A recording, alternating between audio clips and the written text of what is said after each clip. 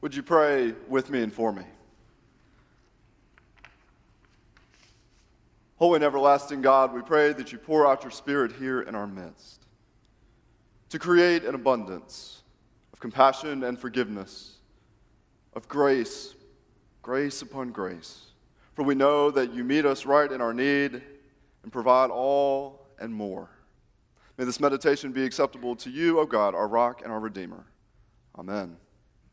I think y'all have the best seat in the house because y'all have windows, but I might be able to see a little bit of snow this way. So if I see y'all kind of looking off to the sides, I know that the landscaping outside is picturesque this morning. Just this past week, I was driving down through downtown Franklin on the way back from daycare with my daughter, and we were trying to get home, and so we decided to take 96 over to Church Street and cut through downtown Franklin in rush hour. And maybe that wasn't our wisest decision, but as we were stuck, yeah, y'all know, we were stuck in traffic, and we got there to Church Street and 3rd Avenue North. And I said, you know what, I've been in this place many, many times before, and there was a stirring in my heart of my favorite wedding story. Because Keely and I, we got married over off 3rd Avenue North in a historic, charming little white house that had a quaint garden out back. And we got married on the morning of April 5th, 2014, right there in downtown Franklin, 1 year after we got engaged. And some of you, I'm sure, just like my parents and extended family were thinking on, my goodness, a pastor didn't get married in a church, and it was a little bit more complicated than that. I was serving a church in Nashville at the time, and a large sanctuary just like this, and Keely and I thought, well, you know what, it's more space than we need. We're going to have a small, intimate gathering with 75 of our closest friends and family. And then the real question became on, what church members do we invite? Do we invite all of them? That's going to be way more than 75. Or do we pick and choose a few? And we said, you know what, we're just going to treat everybody equally. We're going to have a gathering off-site. And then that way we won't hurt anybody's feelings in that. So that's why we got married in a garden with some of our closest friends and family. And you know what? Getting married at 10 o'clock in the morning is not a common thing, we learned, but we were going to have this garden wedding in the first week of April. We said, you know what? The weather will be nice. The sun will be coming up. No, it was a frosty, brisk, cold morning, still frost on the leaves out in the garden. And you know what? We didn't even get married on time. It wasn't my fault. It wasn't Keely's fault. I'm looking at Eric because there was some paving projects that were going on in Franklin at the time over on, I guess that would be Hillsborough, and I know that they finally completed that road project. It looks great. But at the time, the road was torn up, and we found out our guests couldn't get to the venue on time, and so the wedding planner came in, and she says, don't panic.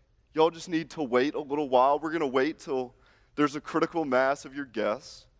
And we found out on the Friday morning of the rehearsal that there was a 5K that was being run in Franklin that morning, so that complicated matters of traffic flow that day. So we just sat patiently and we waited, and then the wedding planner came and she said, I think it's time for us to start. And things went off without a hitch at that point. Well, 10 o'clock in the morning is a little early for a full open bar, and so we said, let's treat our guests to coffee. Caramel macchiatos and an espresso bar, those are our favorite drinks. And so we partied for a little while, we danced, and we said, you know what, it's fitting that we should take 40 of our closest friends and family out for a meal, because what is a wedding celebration without a feast?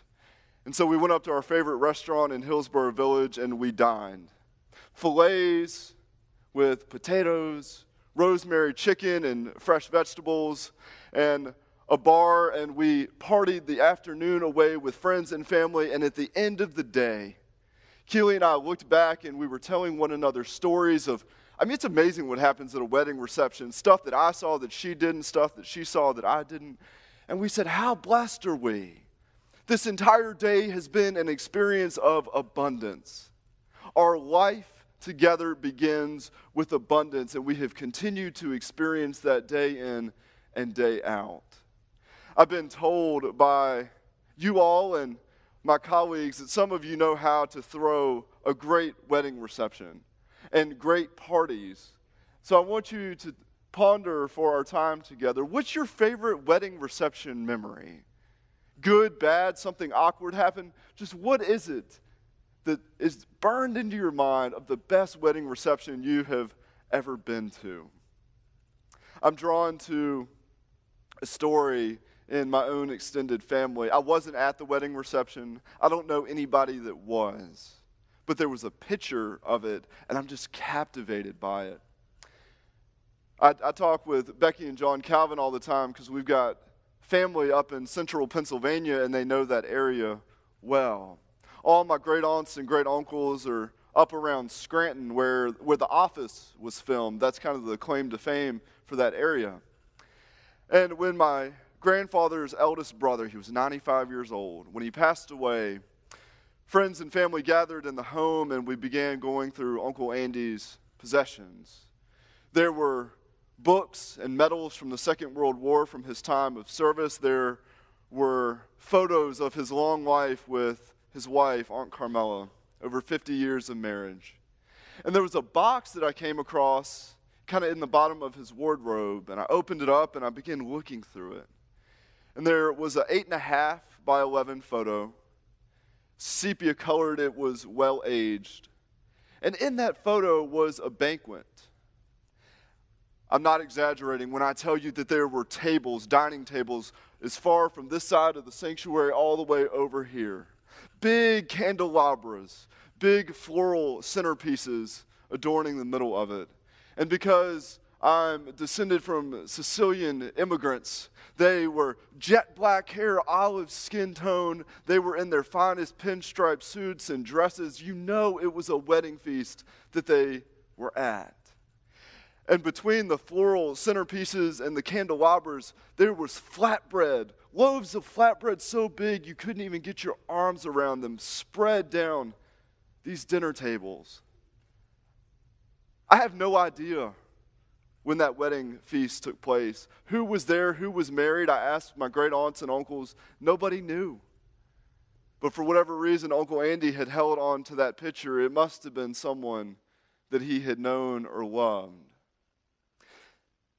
Jesus' favorite wedding reception is kind of like those first two stories. On the third day, Jesus and his disciples go to a wedding reception. And it's important that it's on the third day because unlike our wedding receptions that are only a few hours long, Jesus would have been accustomed to a celebration that was a week long. So yeah, his disciples they arrive just a little late, but not too late. And they arrive and Jesus meets his mother who's probably been there for a few days. Maybe the wedding was someone in the family. Maybe she was help doing some behind the scenes work. But when she finds out that there's no more wine, and Scott pointed out to me, he says, have you ever been to a wedding where the wine ran out? And I have not. And he has. He said, it goes south pretty quick. It's like the gears and the engine just kind of lock up. So it's a big deal when the wine runs out. And Mary, the mother of Jesus, knows this. She goes to Jesus and she says, we're out of wine. And he says, this isn't my issue. You should have hired a better wedding planner. And then she doesn't respond to Jesus directly. She responds to the waitstaff and the caterers who are standing around. She says, do whatever he tells you to do. She preempts this issue and Jesus' response to it. And so their purification, they're like Mark pointed out, there are jugs of water that are nearby for folks to rinse their hands, their purification rituals before a feast or before worship. And he says, fill these with water and bring them back. I mean, the rough estimates, this is 120 to 180 gallons of capacity. And so they go and they gather water and they return them. And the chief steward, the head waiter, takes a ladle and he pulls a sampling out. And this is the finest wine imaginable. And he goes to the bridegroom not knowing what has transpired here. He thinks this is the planning of the bridegroom.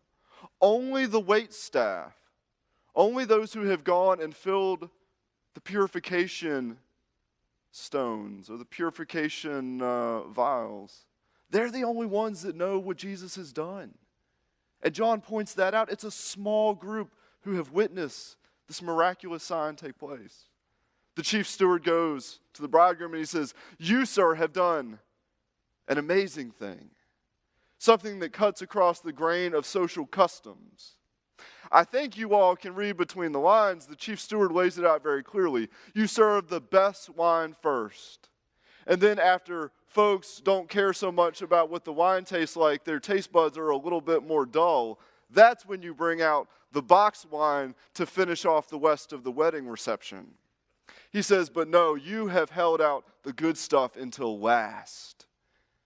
And I'm not sure why you've done it, but it is an amazing thing that you have done.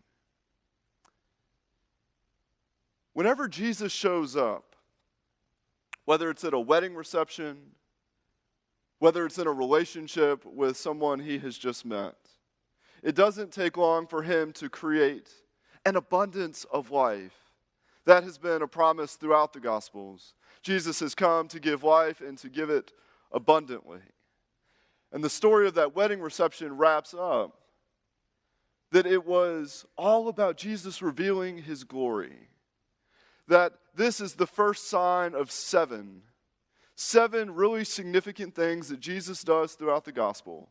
All of them are demonstrating who Jesus is, what his ministry is like, what it's like when God shows up to change someone's life. This is the first sign.